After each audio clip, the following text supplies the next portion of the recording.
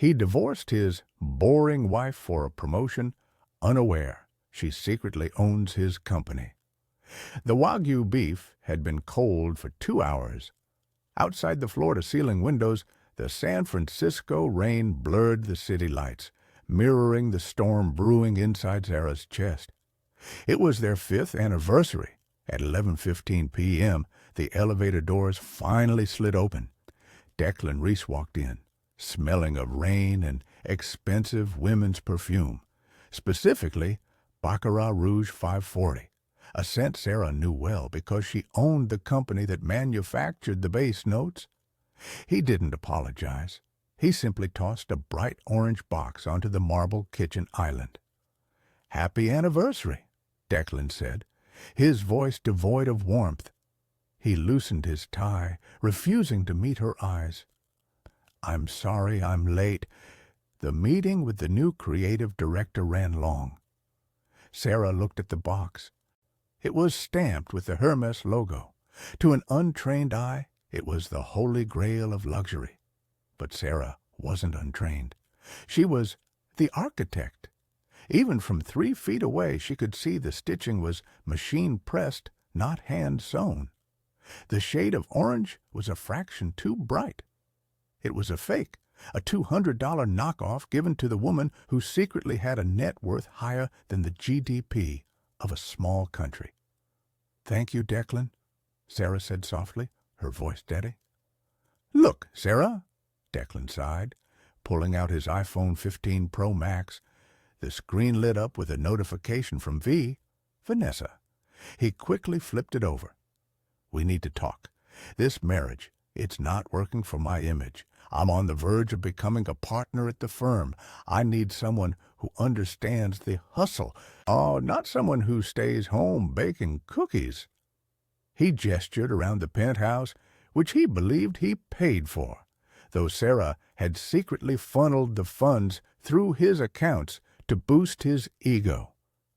"I'm moving to a hotel tonight," he declared, grabbing his coat. "Keep the bag. It's worth more than you've contributed to this household in 5 years. The door slammed shut. Silence returned. Sarah didn't cry. She picked up the orange box, walked to her hidden closet, and placed the fake bag on a shelf.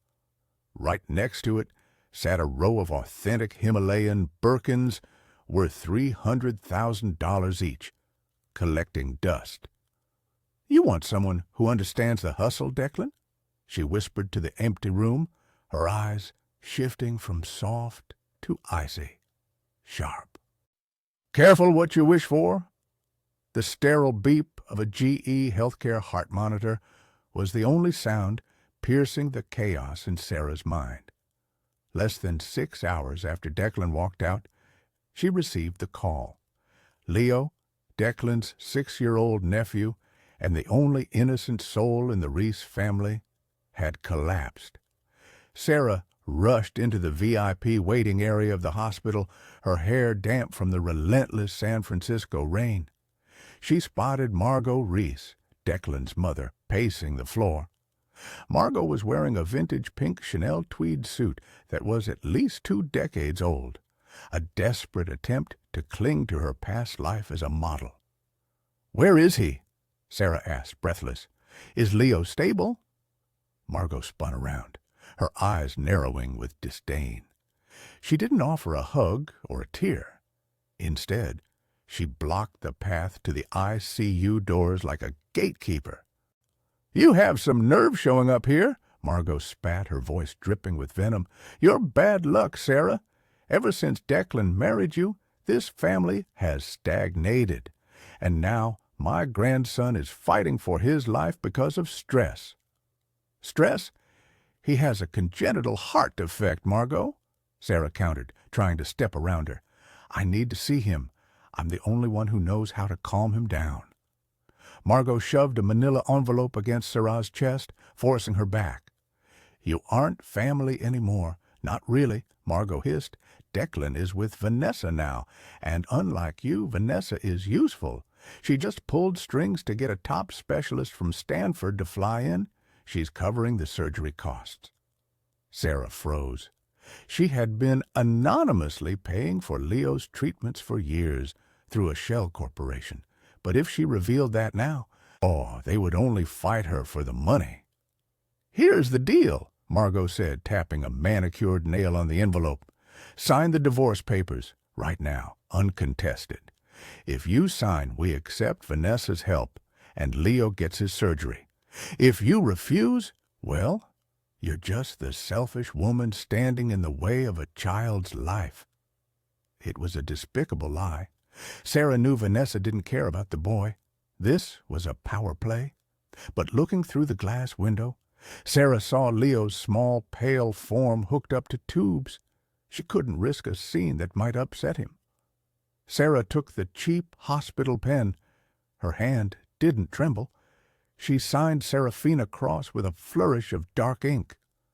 "There," Sarah said, her voice frighteningly calm. "I hope Vanessa's money is as real as her intentions." Margot snatched the paper, smirking. "Security will see you out. Don't come back, Sarah. You don't belong in our world." As the security guard escorted her toward the exit, Sarah glanced back one last time. "My world," she thought, pulling her hood up. "Margot, you have no idea. You're just living in it." The elevator ride up to the penthouse felt like a funeral procession. Sarah just wanted to pack her essentials and leave, but when the doors opened, Declan was waiting in the living room. He wasn't alone. He was holding her old leather-bound sketchbook, the one she kept hidden in the nightstand. "You're back," Declan said, not looking up from the pages. He took a sip of scotch. "I assumed you'd be crying at a motel by now." "That's private, Declan," Sarah said, reaching for the book. He pulled it away, a cruel smirk playing on his lips. "Private? Or profitable? You know, for years. I thought you were just doodling nonsense while I did the real work. But Vanessa took one look at these sketches of yours, the neural network diagrams, the user interface concepts, and she realized something." Sarah went cold. Those weren't just doodles. Those were the foundational blueprints for the next generation of AI marketing, ideas she had casually shared with him over dinner, thinking she was helping her husband brainstorm. She realized they were actually usable. Declan laughed, tossing the book onto the coffee table. "We pitched your concept for the Horizon campaign this morning. The board loved it. They think I'm a visionary." "You stole my work," Sarah stated flatly. "I refined your scribbles," he corrected arrogantly. "You're just a housewife, Sarah. You don't have the business acumen to execute these ideas. Vanessa does. And that's why she's staying, and you're leaving." He stood up, looming over her. "I want you out, now. This is my apartment, my view, and my future. You don't fit in the picture anymore." Sarah looked around the penthouse.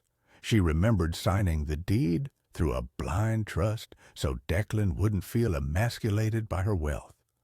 Legally, he was a tenant, and she was the landlord, but revealing that now would ruin the trap she was setting. "Fine," she whispered. She went to the bedroom, packing only a single carry-on. She left the jewelry, the clothes he had bought her to fix her image, and the memories. When she walked out to the curb, the rain had turned into a downpour. As she stepped onto the wet pavement, the front door of the building swung open. The doorman, looking apologetic under Declan's orders, had tossed her remaining 2 boxes onto the sidewalk. One burst open, spilling her books into a puddle. At that exact moment, a silver Aston Martin DB11 roared up to the curb. The window rolled down, revealing Vanessa's sharp, predatory smile. "Rough night, sweetie?" Vanessa purred, revving the engine. "Don't worry about Declan. I'll take good care of him and his brilliant ideas." Sarah stood alone in the rain, watching the taillights fade, stripped of her home, her husband, and her intellectual property. But as the cold water soaked her skin, the sadness washed away, leaving only a burning cold resolve. Sarah didn't call an Uber. She didn't look for a hotel. Instead, she walked. She dragged her suitcase 3 blocks down the slick pavement of the financial district, the rain soaking through her thin cardigan. To the passers-by rushing for shelter, she looked like a tragedy, a woman discarded. But with every step, the fog in her mind cleared. The meek housewife persona she had carefully crafted to protect herself from the trauma of her parents' death was dissolving, washed away by the storm. She stopped in front of the Millennium Tower, a monolith of glass and steel that disappeared into the low-hanging clouds. She stood there for a moment, just breathing, until the hum of a powerful engine cut through the sound of the rain. A matte black Bentley flying spur pulled up to the curb, gliding as silently as a shark. The rear door didn't open immediately. First, the driver stepped out, opening a large black umbrella. Then a man emerged from the back seat. Ethan Sterling. He was the kind of man who didn't need to shout to be heard. Yet dressed in a bespoke Navy suit that cost more than Declan's entire wardrobe, Ethan looked out of place on the wet sidewalk, yet entirely in command of it. He walked over to Sarah, tilting the umbrella so it shielded her completely, leaving his own shoulder exposed to the rain. "I was wondering how long it would take," Ethan said, his voice low and steady, like the rumble of distant thunder. Sarah looked up at him. They hadn't spoken in 3 years, not since she went into hiding. "You knew?" "I keep an eye on my investments," Ethan replied, a faint, knowing smile playing on his lips. As he adjusted his cuff, the streetlights caught the face of his Patek Philippe Nautilus. It was understated, timeless, and incredibly powerful, just like him. "And you, Serafina, all are the most valuable asset in this city." He reached into his pocket and pulled out a pristine white handkerchief, handing it to her. "Declan thinks he broke you," Ethan continued, his eyes darkening as he looked at her shivering form. "He thinks he stole your genius, but you can't steal the source code, can you?" Sarah wiped the rain from her face. Her posture straightened. The slump of the defeated wife vanished, replaced by the rigid grace of a CEO. "No," she said, her voice dropping an octave, losing its softness. "He only stole the prototype. He has no idea how to run the machine." Ethan opened the car door for her. The interior was warm, smelling of aged leather and safety. "Then it's time," Ethan said, gesturing for her to enter. "Is the architect ready to come back online?" Sarah stepped into the car, or leaving the wet pavement behind. "Drive, Ethan. We have a company to acquire." While Sarah was being driven into the night in a Bentley, Declan Reese was celebrating in the penthouse he believed he owned. The living room had been transformed. Gone were Sarah's cozy throws, the potted ferns, and the warm ambient lighting. In their place, Vanessa had already imposed her aesthetic, cold, sharp, and aggressively modern. White leather sofas that looked uncomfortable to sit on, abstract metal sculptures, and a scattering of shopping bags from Neiman Marcus and Sephora across the floor. Declan stood by the window, holding a crystal glass of whiskey, gazing out at the city. He felt invincible. He had shed the dead weight of his boring wife, secured a massive project, and now had a partner who matched his ambition. "To us," Vanessa said, sliding her arms around his waist from behind. She was wearing a silk robe that she had undoubtedly charged to one of Declan's credit cards. "To the future," Declan replied, clinking his glass against hers. "The board was eating out of my hand today, Van.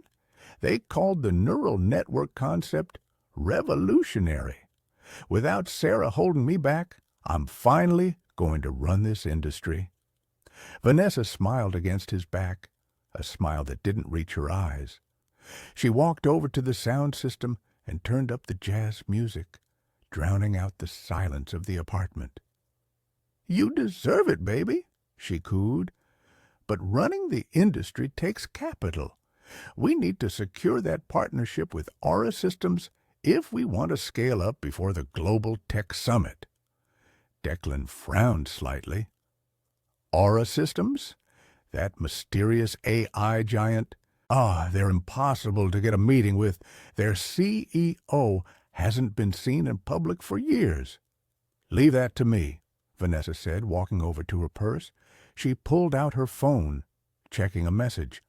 "I have connections. I've been restructuring your team while you were showering.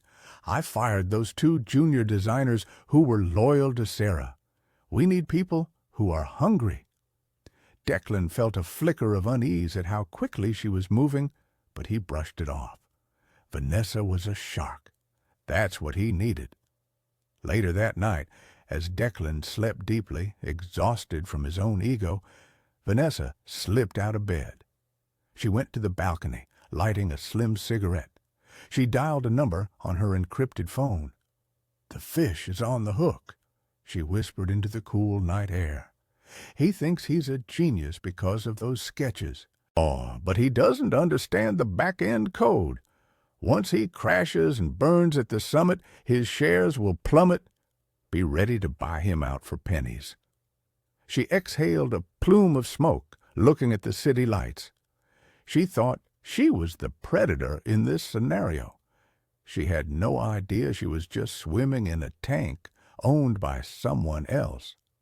The morning sun hit the glass facade of St. Jude's Children's Hospital, but inside room 402, the atmosphere was freezing. Margot Reese was screaming at a nurse. "What do you mean, declined?" Margot shrieked, waving her platinum credit card in the air. "Do you know who my son is? Declan Reese. He's the new visionary of Silicon Valley." The head nurse, a woman with patience etched into her wrinkles, didn't flinch. She looked over her glasses at the computer screen. "Mrs. Reese, I understand your frustration, but for the past 2 years, Leo's treatment, including the specialized medication and the private room, was fully covered by the Archangel Trust. As of 8 a.m. this morning, that trust has withdrawn all funding due to violation of beneficiary terms." "Archangel Trust?" Margot blinked. She had never asked who was paying. She just assumed it was some government grant or perhaps Declan's company insurance. She had never cared enough to check. "The balance for this week alone is $42,000, the nurse continued, handing her a detailed invoice. It listed every item: the advanced cardiac monitoring, the imported enzymes, the GE healthcare ventilator rental. Margot went pale. $42,000?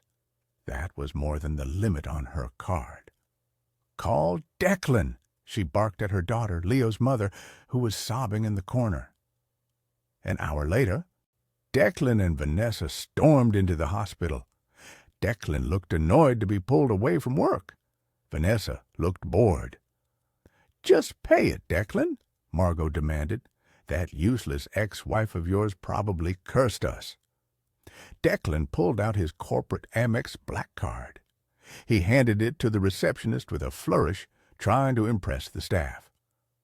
"Put it all on this, and upgrade him to the penthouse suite while you're at it." The receptionist swiped the card. A sharp beep echoed. "Declined," she said. "Try again," Declan snapped. Beep. "Declined, sir. The card issuer has put a freeze on the account due to suspicious restructuring activity." All eyes turned to Vanessa. She had been the one restructuring the company accounts yesterday. "Don't look at me," Vanessa shrugged, checking her nails. "Transfers take 24 hours to clear, Declan.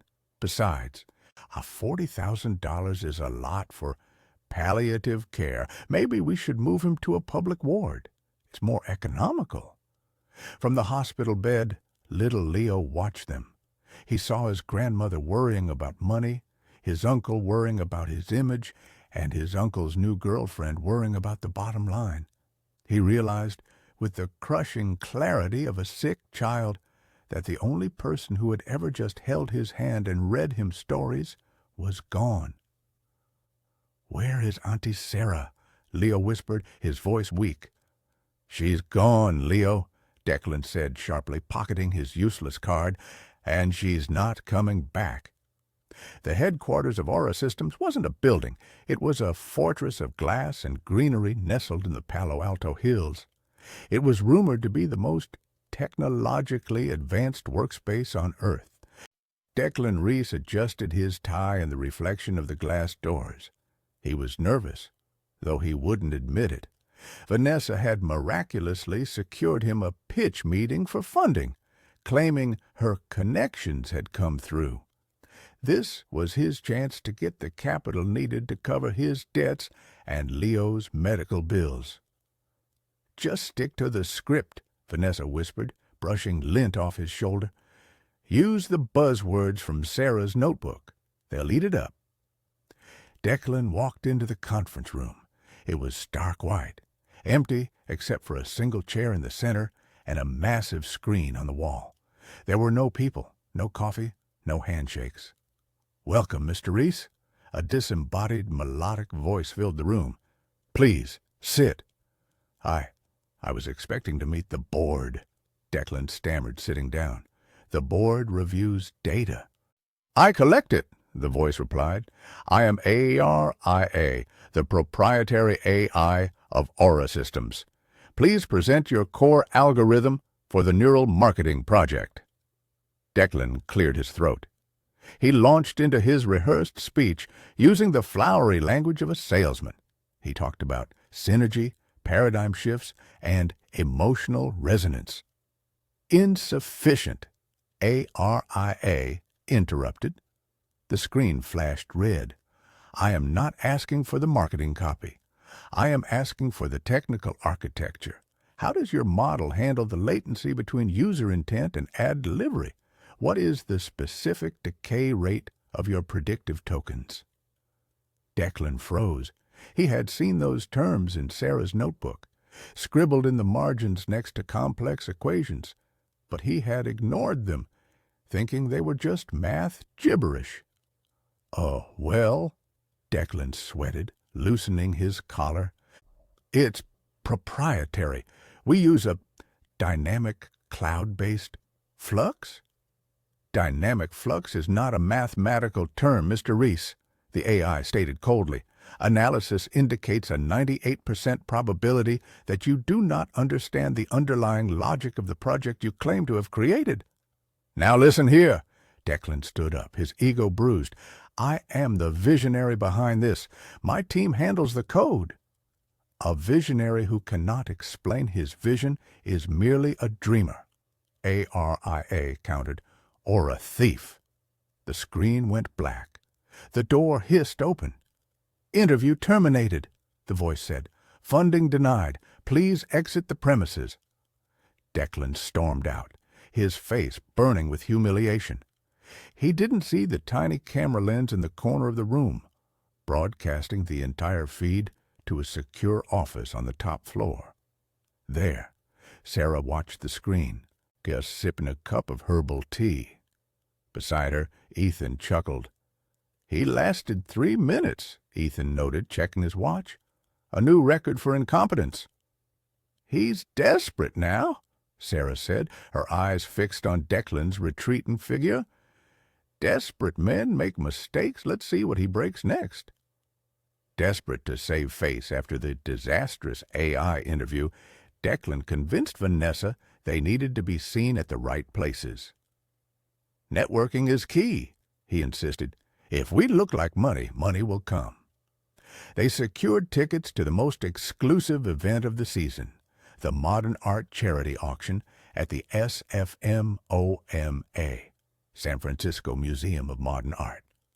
Declan wore a rented tuxedo, and Vanessa draped herself in borrowed diamonds. They moved through the crowd of billionaires and tech moguls, clinking champagne flutes, trying to force conversations. But the air in the room shifted when the main doors swung open. A hush fell over the crowd. Ethan Sterling entered, the venture capital king of Silicon Valley. Flashbulbs erupted immediately. But the press wasn't just interested in Ethan. They were fixated on the woman on his arm. It was Sarah, but not the Sarah Declan knew. Gone were the oversized cardigans and the messy bun. She wore a backless emerald green velvet gown that hugged her silhouette like liquid wealth. Her hair cascaded in polished waves, and around her neck sat a diamond necklace so brilliant it made Vanessa's borrowed gems look like glass. "Is that—" Declan squinted, his drink freezing halfway to his mouth. "No way," Vanessa scoffed. "She probably hired herself out as an escort. That's the only way she gets in here." Ethan guided Sarah to the center of the room, stopping right in front of the press line. He placed a protective hand on the small of her back. "Mr. Sterling," a reporter shouted, "who is the mystery woman?" Ethan smiled, looking down at Sarah with genuine adoration. "This is Seraphina Cross," he announced, his voice carrying effortlessly. "My fiancée." The room gasped. Fiancé? Ethan Sterling, the eternal bachelor, was off the market? Declan felt like he had been punched in the gut. He shoved his way through the crowd, dragging Vanessa with him, until he stood face to face with the couple. "What is this, a joke?" Declan blurted out, ignoring social etiquette. "Sarah, who are you trying to fool? You're a broke housewife living out of a suitcase." Ethan's expression didn't change, but the temperature around him dropped 10 degrees. He looked at Declan like one looks at a bug on a windshield. "Mr. Reese," Ethan said coolly, "I suggest you lower your voice. You are speaking to the future Mrs. Sterling." "She's playing you, Ethan." Declan laughed nervously, looking around for validation. "She doesn't belong here. She bakes cookies. She doesn't know art. She doesn't know business." Just then, the auctioneer announced the next lot, an original Jean-Michel Basquiat.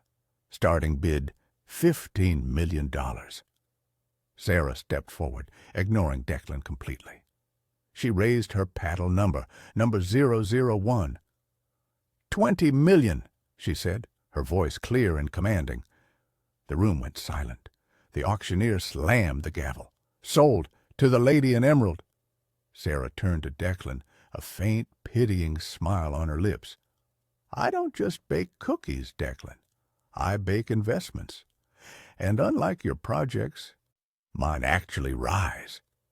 The morning after the auction, Declan was a wreck. The image of Sarah dropping $20 million on a painting like it was pocket change replayed in his mind on a loop. It didn't make sense. It couldn't make sense. "She's a fraud," Declan muttered, pacing his office. "She's laundering money for Sterling. That has to be it."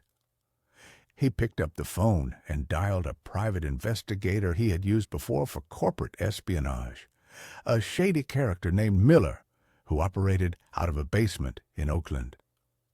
"Miller," Declan barked, "I need dirt on Seraphina Cross, everything.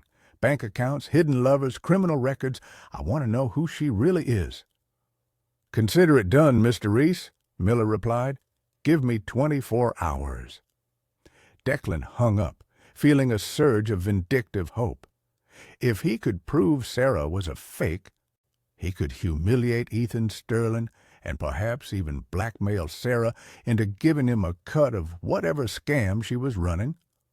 24 hours later, Miller walked into Declan's office. He looked pale, sweating profusely. He didn't sit down. "Well?" Declan asked, leaning back in his chair.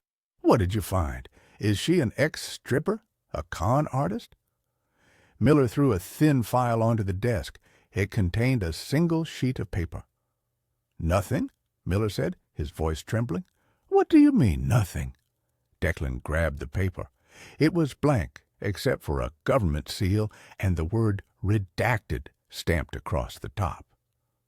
I tried to run her Social Security number, Miller explained, wiping his forehead. It triggered a level 5 security alert. My system fried instantly. Then I got a call from a private number. Oh, they told me to stop looking if I wanted to keep my license. Declan stared at the blank page. That's impossible. She's nobody. She's not nobody, Mr. Reese, Miller whispered, backing toward the door. People with files that clean, they're either ghosts or gods. Whoever she is, she's protected by something way bigger than Silicon Valley. I'm out. Don't call me again. Miller bolted, leaving Declan alone in the silence of his office.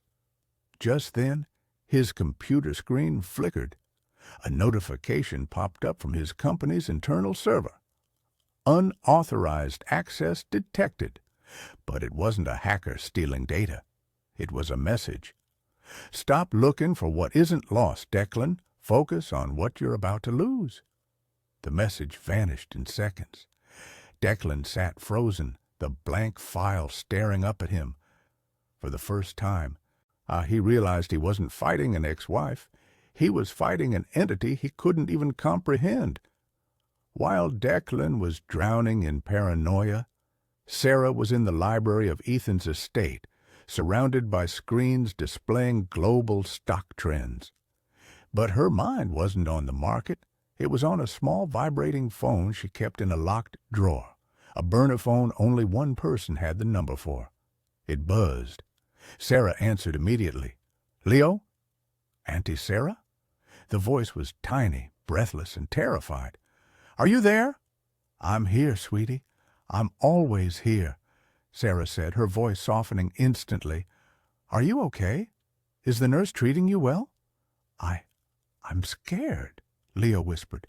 "Uncle Declan and the new lady, they were yelling in the hallway.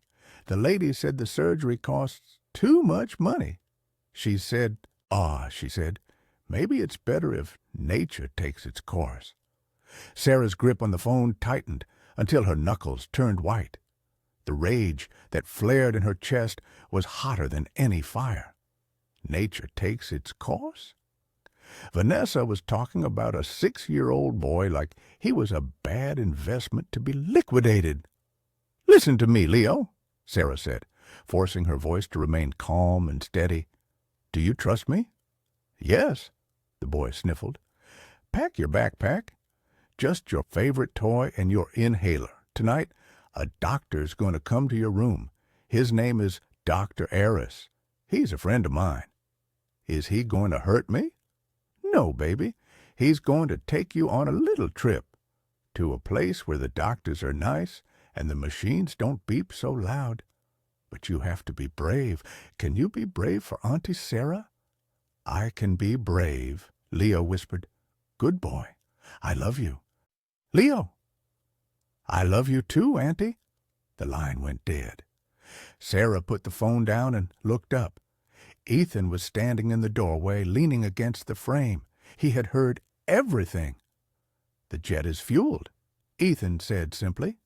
"Dr. Eris is already in the air. He'll extract Leo from that hospital within the hour and transfer him to the private clinic in Zurich." Sarah walked over to Ethan and buried her face in his chest. For the first time since the divorce, she allowed herself to tremble. "They were going to let him die, Ethan," she sobbed quietly, "to save money for a marketing campaign." Ethan wrapped his arms around her, his expression darkening into something lethal. "Then we don't just take their company, Sarah. We bury them."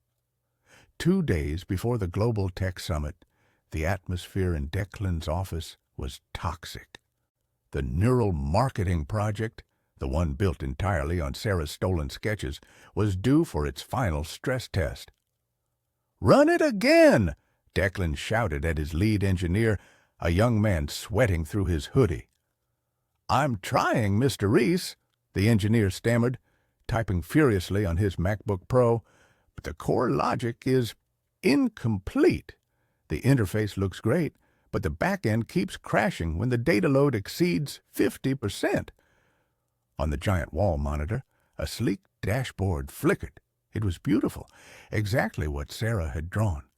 But underneath, lines of red code were cascading like blood. Error 404, core logic missing.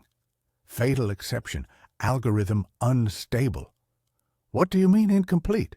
Vanessa snapped, pacing the room in Louboutin heels. Those sketches were detailed. They were concept sketches, the engineer shot back, losing his patience. They showed what the system should do, not how it does it. There's a mathematical bridge missing here. It's like trying to build a Ferrari engine just by looking at a picture of the hood. Declan felt the room spin. He realized with horrifying clarity that Sarah hadn't just been drawing pictures. She had been solving a puzzle in her head, a puzzle only she held the final piece to. "Fix it!" Declan slammed his fist on the desk. "We present this to the world in 48 hours. If this crashes on stage, we are finished." "I can't fix what isn't there," the engineer yelled, packing up his bag. "I quit. I'm not putting my name on this disaster." He walked out, leaving Declan and Vanessa alone in the humming server room. Vanessa turned to Declan, her eyes cold and calculating. She didn't look worried. She looked disappointed. "You said you were the visionary," she hissed. "You said she was just the assistant, but it looks like you were the assistant all along." "Shut up, Van!" Declan grabbed a bottle of water, his hand shaking. "I'll figure it out. I need to find where she kept her other notebooks." "You better," Vanessa warned, checking her phone, "because I have investors flying in from Dubai. If you embarrass me, Declan, I won't just leave you. I'll make sure you never work in this town again." She stormed out. Declan sank into his chair, staring at the red error messages. He pulled out his phone and stared at Sarah's old contact number. His thumb hovered over the call button. He needed her. He needed the wife he had thrown away like trash to save him from the fire he had started. The Moscone Center in San Francisco was transformed into a cathedral of technology. Blue laser lights sliced through the air, and massive 8K LED walls displayed the logos of the world's most powerful companies. It was the Global Tech Summit, the Super Bowl of Silicon Valley. Declan Reese arrived in a limousine he couldn't afford, stepping onto the red carpet with a forced smile. Beside him, Vanessa looked radiant in silver, but her grip on his arm was like a vice. "Remember?" she whispered through clenched teeth as cameras flashed. "If the demo crashes, blame the Wi-Fi, blame the hardware, do not blame the code." Declan nodded, sweat already beading on his forehead. He had spent the last 48 hours trying to patch the holes in Sarah's stolen project with cheap freelance code. It was a house of cards held together by duct tape. Inside the green room, the tension was palpable. CEOs of rival companies were rehearsing their keynotes. Declan saw the CEO of Google DeepMind chatting with the founder of OpenAI. He felt like a fraud among giants. Then the rumors started circulating. "Did you hear?" a tech blogger whispered loudly near the snack table. "The keynote speaker isn't listed on the program. It just says the architect." "The architect?" another replied. "I thought that was an urban legend. The shadow founder of Aura Systems." Declan's stomach churned. The architect. Why did that name sound so familiar? It was something Ethan had said that night in the rain. Suddenly, the lights in the main hall dimmed. The booming voice of the announcer filled the convention center. "Ladies and gentlemen, please take your seats. The summit is about to begin. Oh, we have a surprise opening keynote from the mysterious visionary behind the world's most advanced AI infrastructure." Declan and Vanessa took their seats in the front row, reserved for VIPs and upcoming presenters. "Who do you think it is?" Vanessa asked, scanning the stage. "Musk? Zuckerberg?" Declan didn't answer. He was staring at the stage where a single spotlight illuminated a lone microphone stand. A sense of impending doom settled over him, heavier than the debt he was drowning in. The curtain rose. A figure walked out from the shadows. The silence in the room was absolute. The figure wasn't a hoodie-wearing tech bro. It was a woman. She wore a tailored white Alexander McQueen suit that glowed under the lights. Her posture was regal, her expression unreadable. Declan stopped breathing. Vanessa dropped her phone. It was Sarah. For 10 seconds, the only sound in the massive auditorium was the hum of the air conditioning. 5,000 attendees stared at the woman in white. Then a murmur rippled through the crowd. "Who is that? Is that Serafina Cross? Wait, the socialite?" Sarah stepped up to the microphone. She didn't look nervous. She looked like she owned the building, the stage, and everyone in it. "Good evening," she said. Her voice was amplified, crisp, and clear, devoid of the timid softness Declan was used to. "For years, I have operated in the shadows. I built the infrastructure you all use today, the cloud networks, the encryption protocols, the AI ethics codes. You know my work as Aura Systems. You know me as the architect." A gasp tore through the audience. The architect, the faceless genius who had patented the core algorithms of modern AI, was a woman? This woman? Declan felt the blood drain from his face. He gripped the armrests of his chair so hard his knuckles turned white. "No," he whispered. She just bakes cookies." Sarah continued, pacing slowly across the stage. "I stayed hidden because I believed the work should speak for itself. I believed that innovation was about purity, not ego." She paused, her eyes scanning the front row until they locked onto Declan. The camera feed zoomed in on her face, projecting her intense gaze onto the 80-foot screen behind her. "But recently," Sarah said, her voice sharpening, "I have learned that silence is dangerous. Silence allows mediocrity to steal genius. Silence allows thieves to masquerade as visionaries." The crowd sensed blood. The phones were raised, live streaming every second. "Tonight, I am not here to launch a product," Sarah announced. "I am here to launch a correction, a system purge." She clicked a remote in her hand. The screen behind her changed. It didn't show a logo. It showed a side-by-side comparison of two code bases. On the left, Project Genesis, Aura Systems, dated 2019.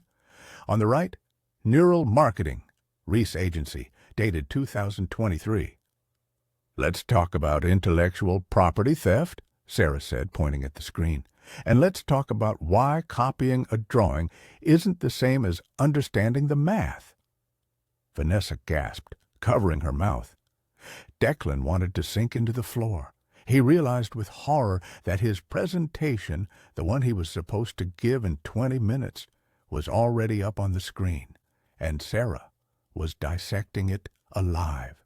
"Now, let's look at line 42 of the Reese Agency Code," Sarah said, her laser pointer highlighting a section of red text on the giant screen.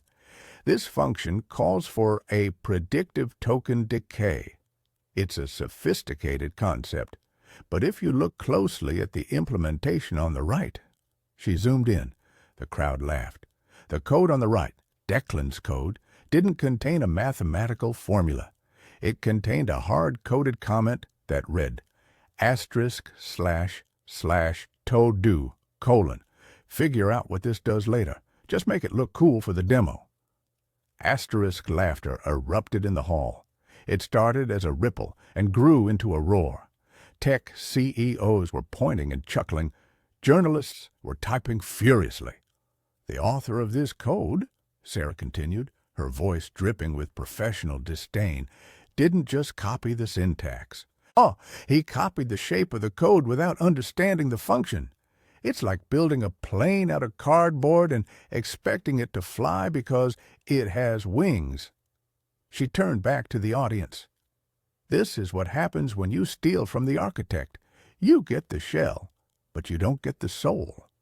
And when you try to run this engine, she pressed a button on her remote. On screen, a simulation of Declan's software launched. It ran for 3 seconds, stuttered, and then the virtual interface exploded into a cascade of glitching pixels and error messages. System critical failure. It crashes, Sarah finished simply, every single time. Declan sat paralyzed.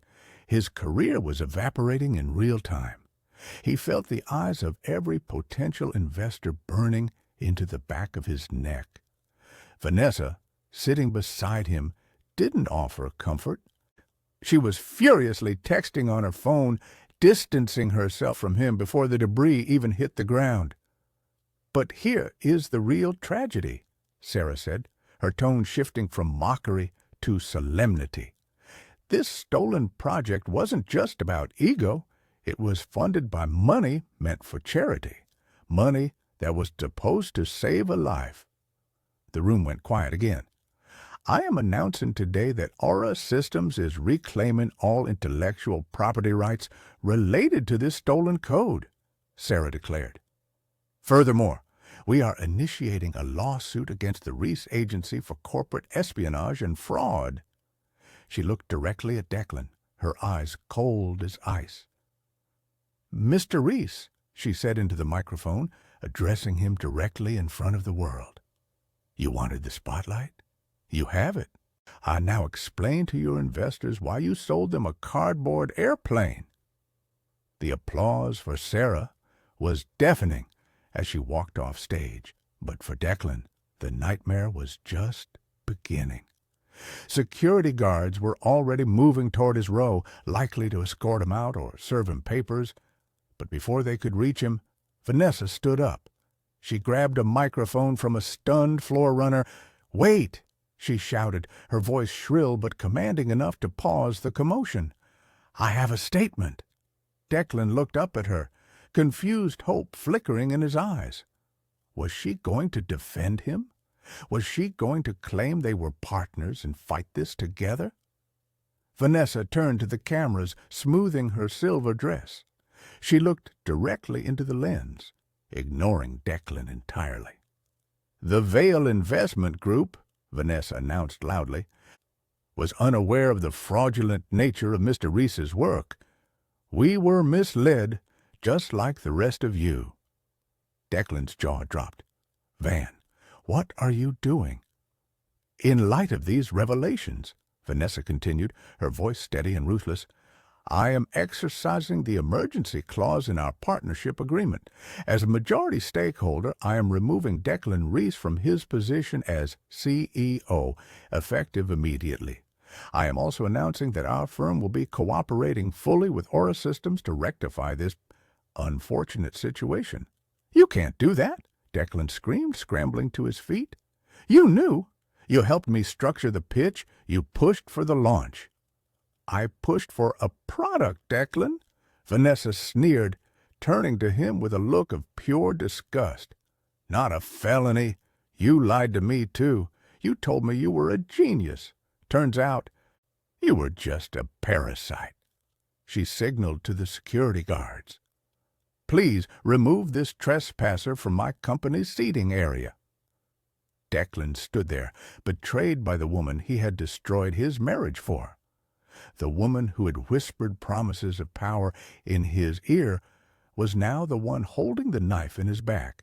But just as Vanessa smirked, thinking she had saved her own skin, the giant screen behind the stage lit up again. Sarah's voice came over the speakers, calm and amused. "Not so fast, Miss Vale." A new document appeared on the screen. It was a stock transfer record, dated that very morning. "You can't fire him from a company you no longer own," Sarah announced from the wings. "Check your portfolio, Vanessa. Aura Systems acquired 51% of Vail Investment Group at 9 a.m. today. I own both of you now." The realization hit Vanessa like a physical blow. She checked her phone. Her banking app was flashing alerts. Her broker was calling. Her empire, built on ruthless takeovers and backstabbing, had just been swallowed whole by a bigger fish. You bought my company?" Vanessa stammered, her composure shattering. "That's hostile. That's illegal." "It's business, Vanessa," Sarah said, walking back onto the stage, flanked by Ethan. "And it was entirely legal.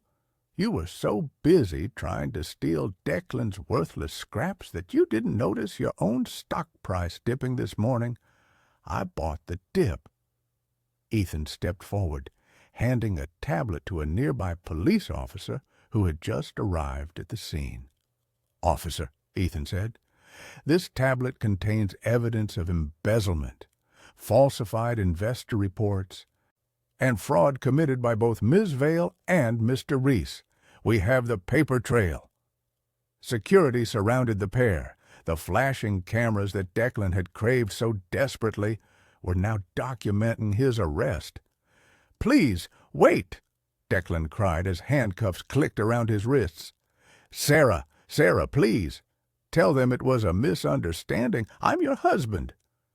Sarah stood on the edge of the stage looking down at him. She didn't look angry anymore. She just looked tired of his noise. "You're my ex-husband, Declan," she corrected. "My lawyer filed the papers this morning. You signed them yourself in the hospital, remember? Or did you forge that too?" Margot Reese, watching from the VIP balcony where she had snuck in, fainted into a waiter's arms. The humiliation was total. As Declan was dragged away, shouting about his vision, Vanessa tried a different tactic. She turned to Sarah, eyes pleading. "Sarah, look, we're both women in business," Vanessa pleaded rapidly. "I can help you. I know the market. Don't let them take me. I have assets. "You have nothing," Sarah cut her off. "You leveraged everything you had to buy into Declan's lie. And now you're just another bad debt I'm writing off." Sarah turned her back on them, walking toward Ethan. He offered her his arm. "Ready to go?" he asked. "One more thing," Sarah said. She picked up the microphone one last time. "To all the investors in the room," she addressed the stunned audience. "Aura Systems is launching a new initiative today, the Leo Foundation, dedicated to funding pediatric heart surgery for families who have been failed by the system. And its first donation comes from the liquidation of the Reese Agency." The crowd erupted in cheers. Declan heard them as the doors closed behind him, sealing his fate. 3 weeks later, the storm had passed over San Francisco, but for Declan Reese, the rain never stopped. Released on bail while awaiting trial for fraud, Declan found himself standing outside the iron gates of a sprawling estate in Palo Alto. He wasn't wearing his Italian suit. He was wearing a cheap windbreaker and jeans that were slightly too loose, a result of the weight he'd lost from stress. He had lost everything.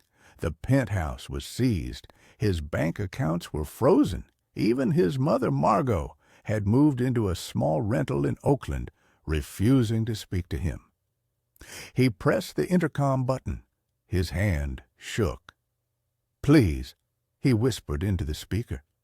"Sarah, I know you're in there. I just want to talk." Silence. Then the gate clicked and slowly swung open. Declan walked up the long driveway lined with ancient olive trees. At the end stood a modern glass mansion that looked like a spaceship landed in a forest. It was beautiful, intimidating, and completely out of his league. Sarah was waiting for him on the porch. She was wrapped in a cashmere shawl, holding a mug of tea. She didn't invite him in. "You have 5 minutes, Declan," she said. Her voice wasn't cold, it was indifferent. That hurt more than anger. Declan fell to his knees on the wet concrete. It was a pathetic, theatrical gesture, but he had no dignity left to preserve. "I'm sorry," he choked out. "I was an idiot. I was blinded by ambition. Vanessa, she manipulated me. She twisted my mind." "Vanessa didn't make you steal my work, Declan," Sarah said softly, "and she certainly didn't make you abandon your nephew." I know I messed up with Leo," Declan cried, "but I can fix it. I can change. Give me another chance, Sarah. We were a team once, remember? The sketches? We can build something real this time." Sarah took a sip of her tea, looking at him with pity. "We were never a team, Declan. You were a leech, and I was the host. And as for Leo," she gestured to the glass door behind her. Inside the warm, lit living room, Declan saw a sight that broke him. Little Leo was sitting on a rug, playing with a high-tech Lego set. He looked healthy, his cheeks rosy. Sitting next to him, helping him build a tower, was Ethan Sterling. Leo looked up, saw Declan through the glass, and paused. He didn't wave. He didn't smile. He just turned back to Ethan and handed him a blue brick. "He doesn't want to see you," Sarah said. "He knows who saved him, and he knows who left him to die." Declan stared through the glass, his heart shattering as Leo turned away from him. It was a rejection more painful than any bankruptcy. "Sarah," Declan pleaded, getting up from his knees, "he's my blood. You can't keep him from me." "I'm not keeping him," Sarah replied calmly. "The court is. I was granted full legal guardianship yesterday. His mother, your sister, signed the papers in exchange for me paying off her gambling debts. It seems running away from responsibility runs in the family."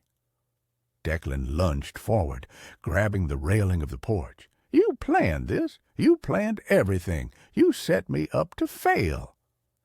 Ethan stepped out of the house. He didn't look aggressive, and he just looked immovable. He stood beside Sarah, placing a hand on her shoulder. "She didn't set you up, Declan," Ethan said. "She just stopped propping you up. You fell all on your own." Ethan pulled a document from his jacket pocket and tossed it onto the wet steps. "The DA is offering a plea deal," Ethan informed him.